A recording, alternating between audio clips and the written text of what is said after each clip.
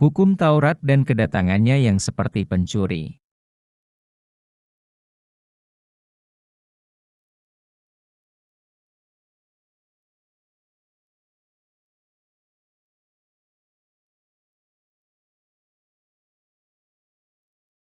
1 Tesalonika pasal 5 ayat 2, berbunyi, "Karena kamu sendiri tahu benar-benar, bahwa hari Kurios atau Yahwa datang seperti pencuri pada malam."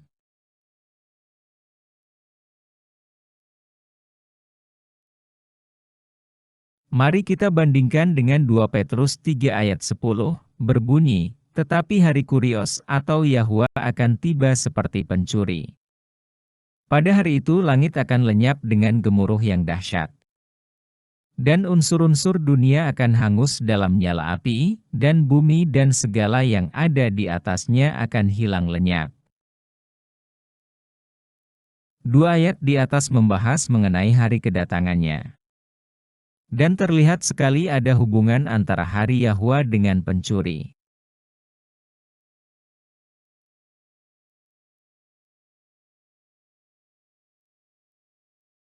Pada kesempatan ini Torah 30 akan mencoba membahas hubungan keduanya menurut pandangan kami.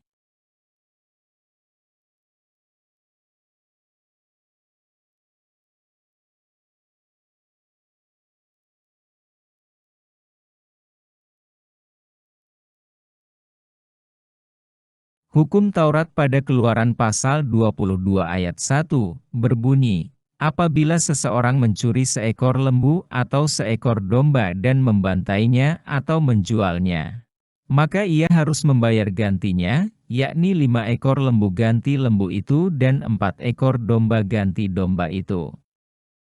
Hukum Taurat pada Keluaran pasal 22 menjelaskan peraturan-peraturan mengenai seorang yang kedapatan mencuri ataupun mengambil hak-hak orang lain. Apakah karakter Yehusha seperti pencuri?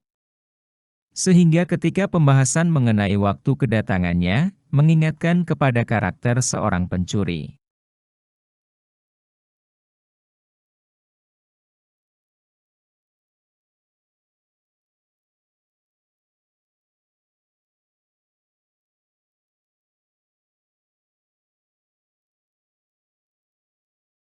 Yohanes pasal 10 ayat 10, berbunyi, "Pencuri datang hanya untuk mencuri dan membunuh dan membinasakan, Aku datang, supaya mereka mempunyai hidup, dan mempunyainya dalam segala kelimpahan." Yohanes pasal 10 membahas mengenai 3 hal utama, yaitu: nomor 1, domba-domba yang akan digembalakan. Nomor 2, seorang gembala yang baik.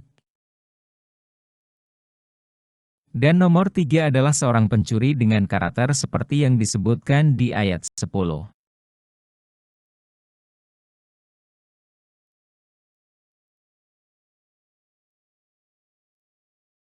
Seorang gembala yang baik adalah Kristus, dan seorang pencuri adalah antikristus.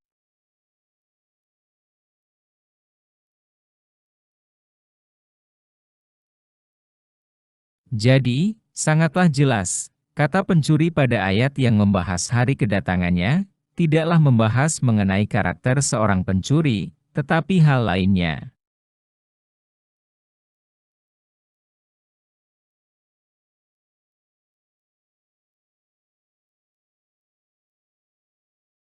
Mari kita lihat kedua ayat tersebut sekali lagi.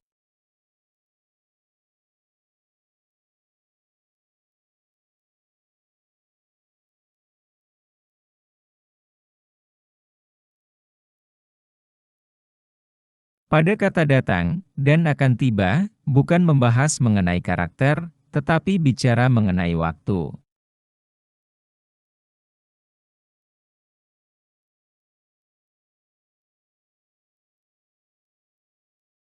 Jadi kata pencuri yang dimaksudkan di sini, membicarakan mengenai waktu, yaitu ketika seorang pencuri akan datang untuk mencuri. Seorang pencuri pastilah tidak akan memberitahukan kapan ia akan datang untuk mencuri kepada orang yang akan dicuri.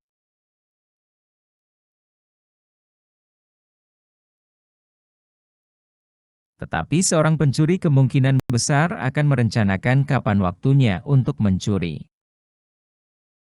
Jadi sekali lagi kata pencuri, bicara mengenai waktu dan bukan karakter.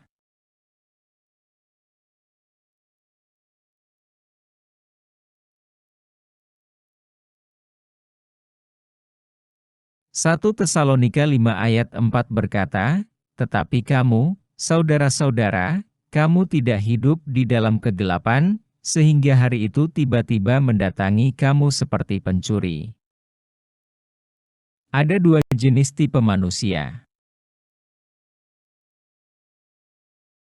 Hidup dalam kegelapan, maka waktu kedatangan Yahwa akan seperti seorang pencuri. Sementara orang yang mau hidup dalam terang, rindu akan kedatangannya, maka ia akan diberikan hikmat untuk mengerti tanda-tanda ataupun waktu kedatangannya.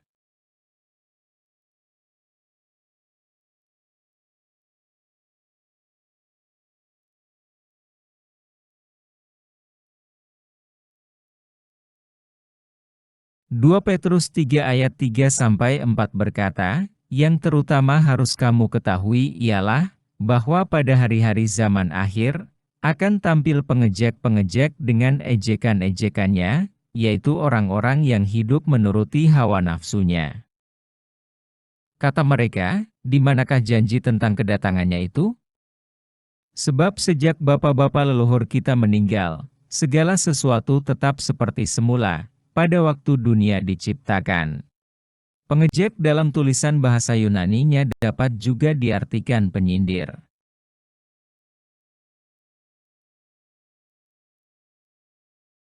Pada hari menjelang kedatangannya atau hari-hari terakhir.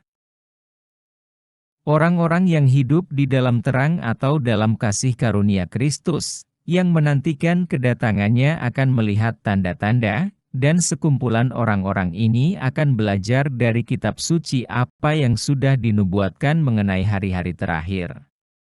Tetapi akan ada orang-orang hidup di dalam kegelapan, hidup dalam nafsu duniawinya, yang mana dunia sudah dikuasai oleh antikristus dengan segala tipu dayanya.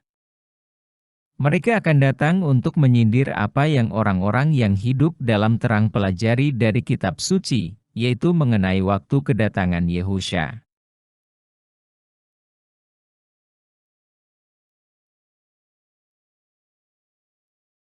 Mereka sangat yakin bahwa tanda-tanda yang sudah terlihat bukanlah tanda akhir zaman. Dan apa yang sudah dinubuatkan di kitab suci mengenai waktu kedatangannya, bukanlah hari-hari akhir, sehingga kedatangannya akan seperti pencuri bagi mereka.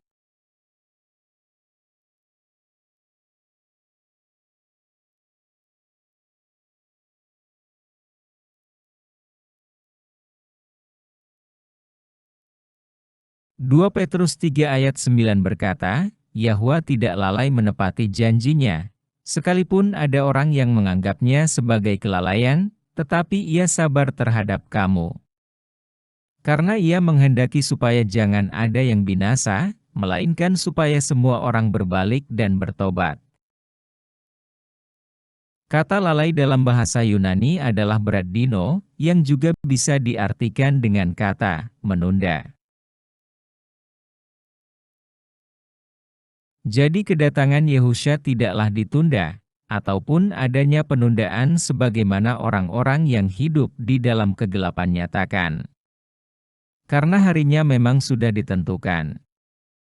Hanya saja, jadwalnya belum tiba.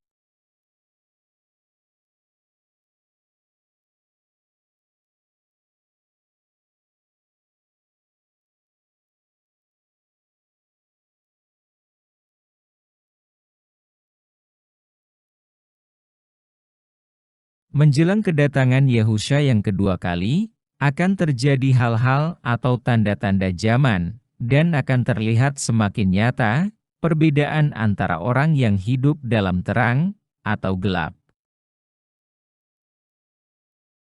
Setelah semua tanda-tanda itu tergenapi sesuai dengan kitab suci, maka Yehusha akan datang tepat waktu sesuai dengan janjinya.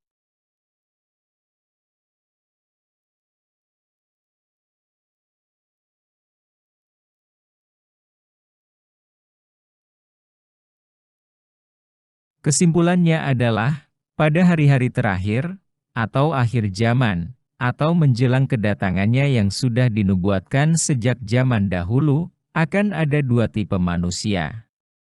Pertama, orang-orang yang hidup dalam kegelapan, hidup dalam dunia yang sudah dikuasai oleh antikristus dengan segala tipu dayanya. Orang-orang ini akan berfokus menjalankan hidup sehari-hari, seakan-akan hari-hari yang dijalani sama seperti ribuan tahun lalu, walaupun tanda-tanda sudah menunjukkan adanya perbedaan. Waktu kedatangan Yehusha yang kedua kali bukanlah hal penting bagi mereka, dan mereka tidak berusaha mengerti atau belajar dari kitab suci apa yang sudah dinubuatkan mengenai akhir zaman. Yang kedua, orang-orang yang hidup dalam terang. Orang-orang ini akan melihat tanda-tanda akhir zaman. Mereka berusaha untuk mengerti dan belajar apa yang kitab suci ajarkan, yang sudah ditulis para nabi dan rasul, mengenai hari-hari terakhir. Dan Ruach HaKodes akan memberikan hikmat, untuk mengerti bahwa kedatangan Yehusha yang kedua kali, sesuai dengan apa yang sudah dituliskan.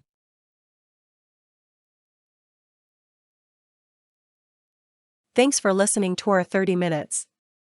If you find yourself interesting for another contents from Torah 30 Minutes, please subscribe and like our YouTube channel. See you next time.